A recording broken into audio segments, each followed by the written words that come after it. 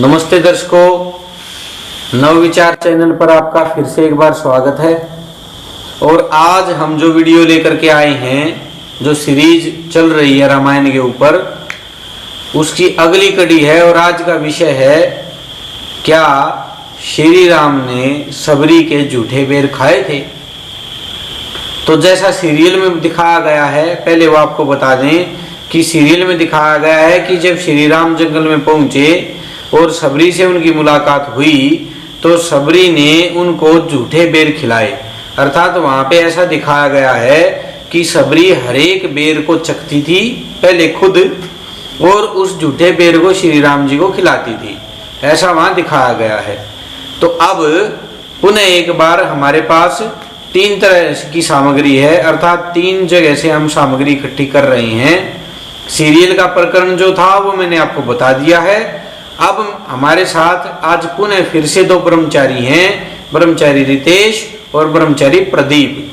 ब्रह्मचारी रितेश जो हैं वो बताएंगे हमें कि तुलसीदास जी इस प्रकरण में क्या कहते हैं, इस विषय में क्या कहते हैं। और ब्रह्मचारी प्रदीप बताएंगे कि ऋषि वाल्मीकि इस विषय में क्या कहते हैं। क्या इन दोनों के अनुसार सबरी ने श्री राम जी को झूठे बेर खिलाए थे? तो आओ पहले हम बुलाते हैं ब्रह्मचारी रितेश को। वो आपको बताएंगे कि तुलसीदास जी ने रामचरितमानस में क्या लिखा है और वहां पे इस विषय में क्या बतलाया गया है, क्या झूठे बेरों का विषय वहां है या नहीं है। तो आइए ब्रह्मचारी रितेश के पास चलते हैं। सभी को नमस्ते जी। ताही देई गति राम उदारा, सबरी के आश्रम पगुधारा। सबरी देखी राम गृह आए, मुनि के बचन समुझि जिय भाए। उदार श्री राम जी की उदार श्री राम जी शबरी जी के आश्रम में पधारे। शबरी जी ने श्री रामचंद्र जी को घर में आए देखा। तब मुनि मतंग जी के वचनों को याद करके उनका मन प्रसन्न हो गया। सरसी जलोचन बाहु विशाला, जटा मुकुट सिर उर बनमाला। श्याम गौर सुंदर दो भाई, सबरी परिचरण लपटाई। कमल सदृश नेत्र और विशाल भुजाओं वाले, सिर पर जटाओं का मुकुट और हृदय पर वनमाला धारण किए हुए सुंदर सावले और गोरे दोनों भाइयों के चरणों में शबरी जी लिपट पड़ी। प्रेम मगन मुख बचन न आवा, पुनि पुनि पद सरोज सिर नावा। सादर जल लई चरण पखारे, पुनि सुंदर आसन बैठारे। वे प्रेम में मग्न हो गई, मुख से वचन नहीं निकलता, बार बार चरण कमलों में सिर नवा रही हैं। फिर उन्होंने जल लेकर आदर पूर्वक दोनों भाइयों के चरण पखारे और उन्हें सुंदर आसनों पर बैठाया। कंद मूल फल सुरस अति, दिए राम कहूँ आनी। प्रेम सहित प्रभु खाए, बारंबार बखानी। उन्होंने अत्यंत रसीले और स्वादिष्ट कंद मूल और फल लाकर श्री राम जी को दिए। प्रभु ने बारंबार प्रशंसा करके उन्हें प्रेम सहित खाया। नमस्ते जी।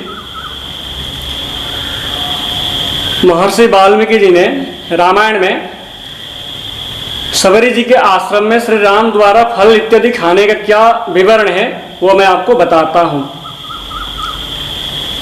तो पुष्करिण्यां पंपायास्तीरमासाद्य पश्चिमम्, अपश्यतां ततस्तत्र सवर्या रम्यमाश्रमम्। पंपा नामक पुष्करिणी के पश्चिम तट पर पहुंचकर उन दोनों भाइयों ने वहां सबरी का रमणीय आश्रम देखा। तो तमाश्रममासाद्य द्रुमिर्बहुभिरावृतम्, सुरम्यमवेक्षन्तो सवरेमभ्यपेयतुः।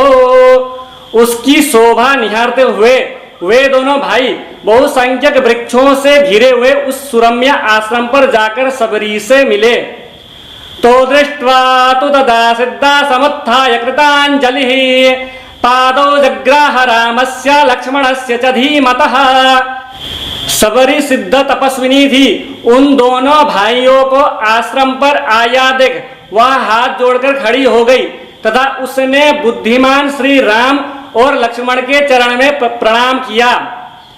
पाद्यमाचमनीयं च सर्वं प्रादाद् यथा विधि तमुवाच ततो रामः श्रवणीं धर्मसंस्थिताम्। फिर पाद्य, अर्घ्य और आचमनीय आदि सब सामग्री अर्पित की और विधिवत उनका सत्कार किया।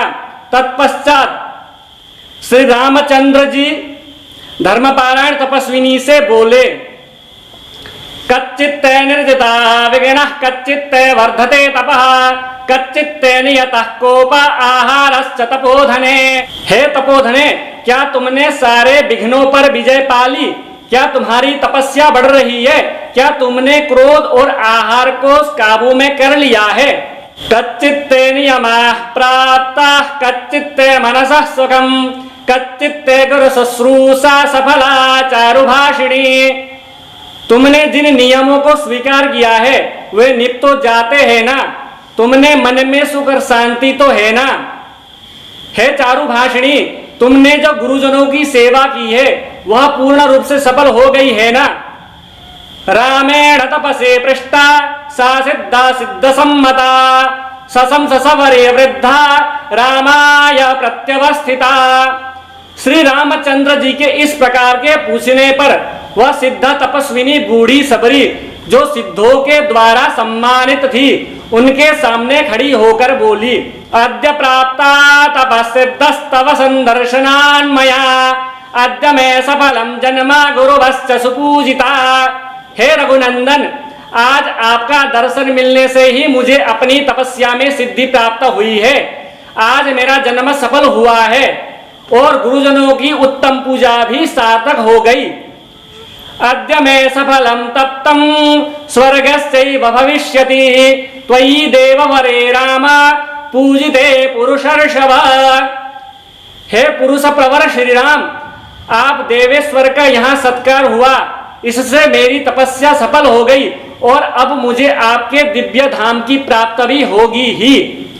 तवाहं चक्षुषा सौम्य पूता सौम्येन मानदा गमिष्याम्यंशयाल्लोका त्वत्प्रसादादरिन्दमा।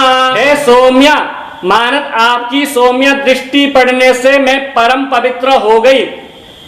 शत्रु दमन, आपके प्रसाद से ही अब मैं अक्षय लोक में जाऊंगी। एवं उक्ता महाभागैस्तदाहं पुरुषर्षभा मया तु संचितं वन्यं विविधं पुरुषर्षभा तवार्ति पुरुष व्याघ्र पंपायास्तीर संभवम्।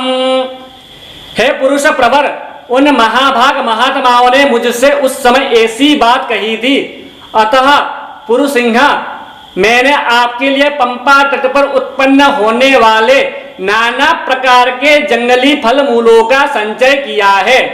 एवं वक्तः स धर्मात्मा सवर्या सवरीमिदं राघवः प्राह विज्ञाने तामित्याम बहिष्कृताम्। सवरी जाति से वर्ण बाह्य होने पर भी विज्ञान में बहिष्कृत नहीं थी। उसे परमात्मा के तत्व का नित्य ज्ञान प्राप्त था। उसकी पूर्वोक्त बातें सुनकर धर्मात्मा श्री राम ने उससे कहा, धना सकाशात् तत्वेन प्रभावं ते महात्मनां श्रुतं प्रत्यक्षमिच्छामि संदृष्टं यदि मन्यसे। हे तपोधने, मैंने कबंध के मुख से तुम्हारे महात्मा गुरुजन के यथार्थ प्रभाव सुना है। यदि तुम स्वीकार करो तो मैं उनके उस प्रभाव को प्रत्यक्ष देखना चाहता हूं। तो दर्शकों, यहाँ आपने देखा कि ना तो रामचरितमानस जो तुलसीदास ने लिखी है उसमें कहीं भी, और ना ऋषि वाल्मीकि ने जो लिखी है उसमें कहीं भी कोई भी चर्चा नहीं है सबरी के द्वारा श्री राम को जूठे बेर खिलाए हों। पहली बात तो कहीं बेर का ही कोई जिक्र नहीं है, कोई चर्चा ही नहीं है। वहां तो केवल इतना लिखा गया है कि कंद मूल फल फूल अर्थात जो भी आसपास में व्यवस्था हो पाई, जो स्वादिष्ट चीजें उनको मिल पाई, वो उनके लिए उपलब्ध कराई गई। ये बिल्कुल पता नहीं कहाँ से भर दी ये सीरियल वालों ने कि सबरी ने जूठे बेर, एक एक बेर को चखा, जूठा किया, फिर राम जी को खिलाया। पता नहीं ये मूर्ख कहाँ से भर देते हैं इन ऊट पटांग चीजों को।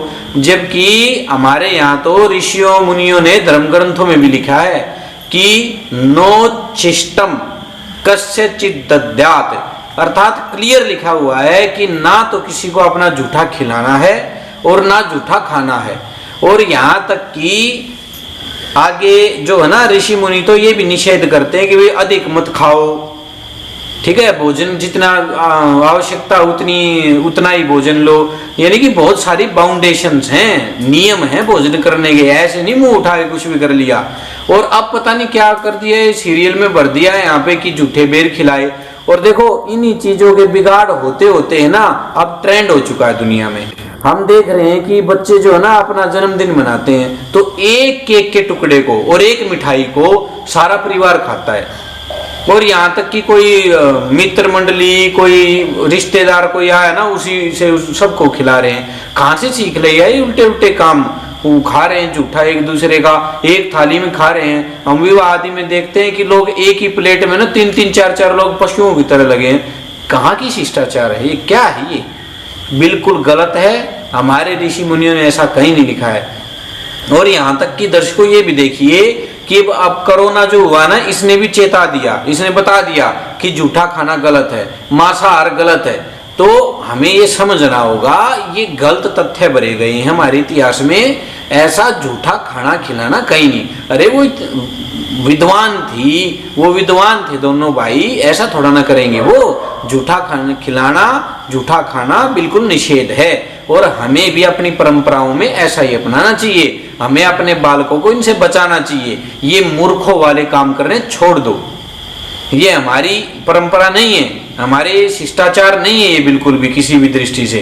तो आप सब लोग विचारें, बुद्धिपूर्वक काम करें और ऐसी चीजों को अपनी संतानों को, अपनी पीढ़ियों को, अपने मित्र मंडलों को आसपास में फैलाएं इन चीजों को कि भाई ये गलत दिखाया गया है, ऐसा नहीं हुआ था बिल्कुल भी। हम सभ्य लोग हैं, हमारियों की संतान हैं, हम ऋषि मुनियों की संतान हैं। हमारे हर कर्म में, हर कदम में शिष्टाचार होता था और होना ही चाहिए। अतः आप इस बात को ज्यादा से ज्यादा फैलाएं और ठीक ठीक जानकारी लोगों तक पहुंचाएं। तो आप पुनः फिर आपसे एक बार निवेदन है कि आप वीडियो को ज्यादा से ज्यादा शेयर कीजिए और ठीक ठीक चीजों को आगे बढ़ाइए। आप सबका